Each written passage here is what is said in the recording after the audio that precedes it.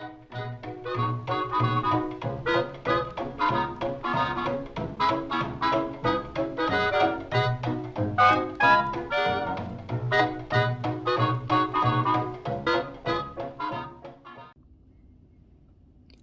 y'all, it's Vintage Vinny and welcome to another antique store haul.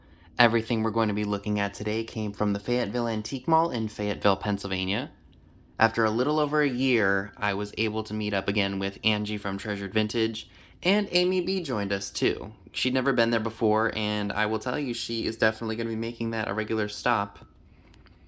So I did get quite a bit of stuff, so without further ado, let's go ahead and get started. Of course, we're going to be starting out with the larger items, and then we will take a look at the smaller goods. So I did pay $4 for this, almost looks like a pot holder owl. It's very boho, and it was only $4, so I went ahead and took a shot in the dark. It's got some button eyes and a button nose, almost like Frosty. And then it's got this ring down here, which I think you could use for towels. I know we have some boho lovers in our community, so I went ahead and took a shot in the dark with this. And this will be up for grabs at a fall-themed live sale. So stay tuned for that. So I paid $3.75 each for these really awesome vintage Hawaii hankies. I contemplated getting this one because, I don't know what made me almost think of putting it back. But I really like the graphics on it. I mean, just look at that. Very tropical, very beachy. And then this one over here, I'm absolutely digging the blue background. And you got pictures of the islands. You got pineapples, you got fish. Wouldn't these look great just framed up and put in your bathroom? I can see them being in like a floating frame and just making really cool bathroom decor if you like, a beach theme in your bathroom. So I couldn't pass those up for $7.50. So this is just really fun, funky barware. Amy actually talked me into buying this, and I'm actually happy she did because it is very funky and cool. It's a vintage bar shaker. And what you do is you screw the hat all the way down, and I guess at the time, it would mix your drink up. I got that for half off. I only paid $6 for it. I've never seen anything like it before, and I really like the side eye that he's giving. All plastic. Just a really fun piece to put behind a bar, and a really fun novelty.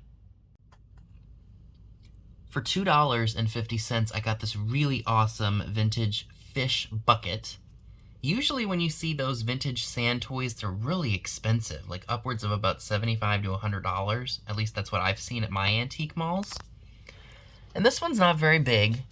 It is made by... It is made by Playing Tot, made in Japan. And I just really like the graphics on it with the different fish. You guys know that fish are one of my favorite things to display in my room with the coastal theme. So when I saw this for only $2.50, I knew that I had to take it home with me. For $2.50, I got a set of 6 of these glass bake crab shell dishes. And these actually can do very well if you lot them up. Individually, they don't go for very much. But if you can get a set of 5 or 6 for a decent price like I just did, you can probably net about $20 for them. The last set that I sold, I actually bought them for $1 a piece, and I think it was for a set of 4. And I actually sold them for $15. I think it was 4. 4 or 5?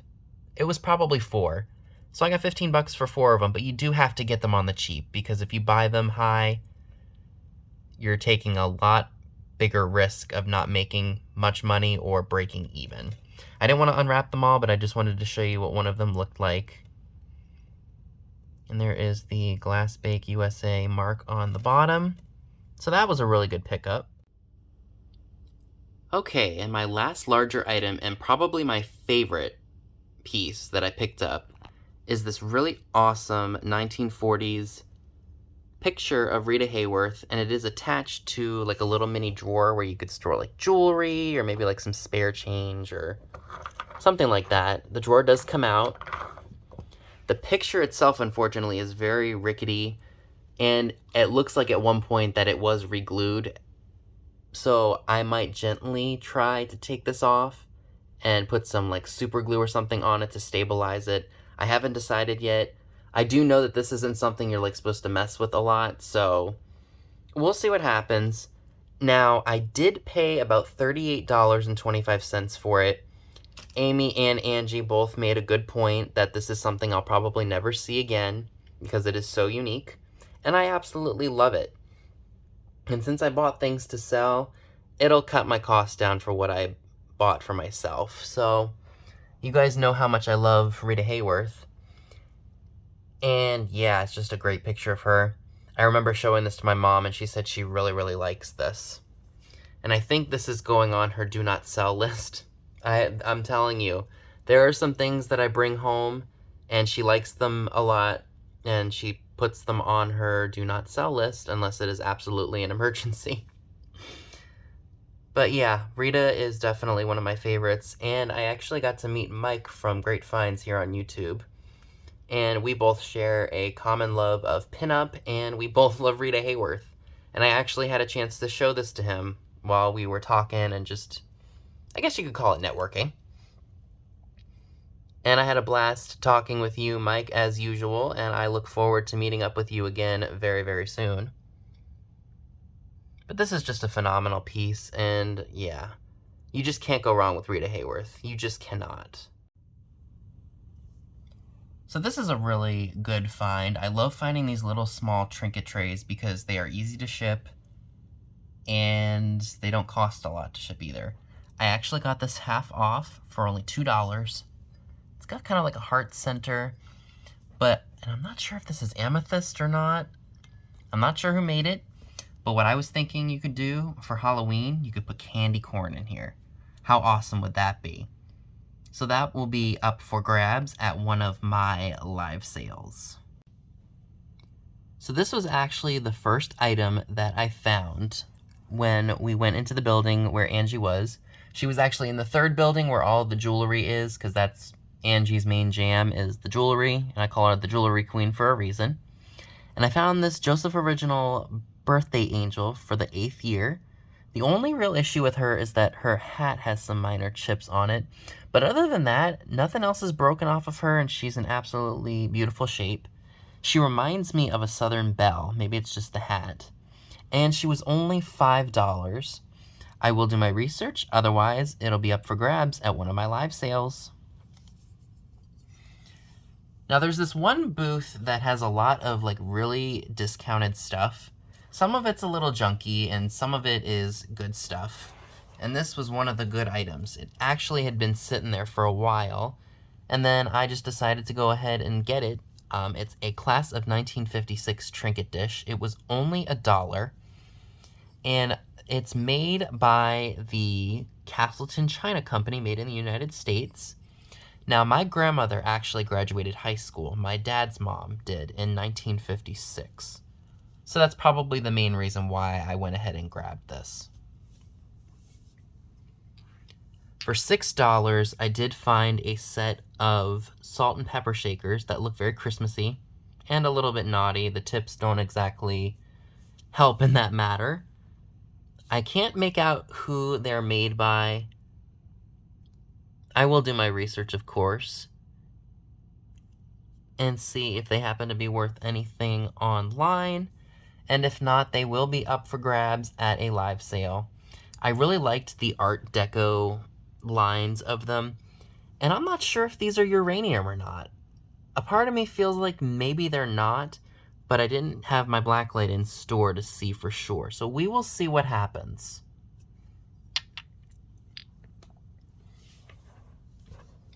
For $6, I did pick up these really adorable cow salt and pepper shakers. Plastic, made in Hong Kong, so they're probably from the 1960s, but they're in really good condition. I mean, look at them. Very clean, no paint loss, no broken pieces. I mean, they're just absolutely fantastic. Now, this I did pay up for. This was $8, but look at that awesome lady on the front. She's dressed like she's in a 30s or 40s dance club, or maybe 50s dance club. She's absolutely fantastic. So I did pay $8 for that, but that's going to be for me, and that's going to go into one of my jars. Another fun piece, it was $1.50 by the way. It's just one of those noisemakers, the clickers.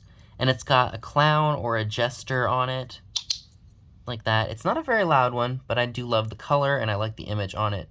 So that's going in my jar. For only $1, I did get this old, like, Christmas game. Can't remember if it said made in Hong Kong anywhere on it, but it's definitely one of the older toys. Just judging by the images. Sorry about that. So I had to get that for only $1. Now these were really cool, and I've never seen them before. Don't mind the messed up plastic. These were sitting in the hot car, and I guess it just melted them a little bit. These were $2.50 each. These are vintage fabric cigarette cards. We've got Maud Allen on this one, and we've got Margaret. Oh, I can't even make out that name. That's bad. But I definitely can tell that these are early 1900s, just judging by the style of these ladies. And even though they're not paper, they will definitely be going into my ephemera book.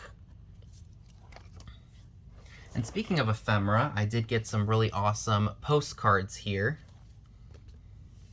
This was $2.50, I believe. Nope, $2. It's Virginia Mayo, dressed like she's a Southern girl. I absolutely love that. I also got these two. 4 good reasons why I like it here. 1, 2, 3, and 4. Here's another naughty one. It says, "Oh, baby, am I hot? And the sun ain't got nothing to do with it." These were $2.50 a piece. So those will be going into my pinup / ephemera book. And the last piece of ephemera is a vintage Christmas postcard. Look at the graphics on this. Isn't that amazing? And I don't see a year because it's obviously not used. But it is absolutely cool. And it was only $3. Now the last item I'd like to share with you all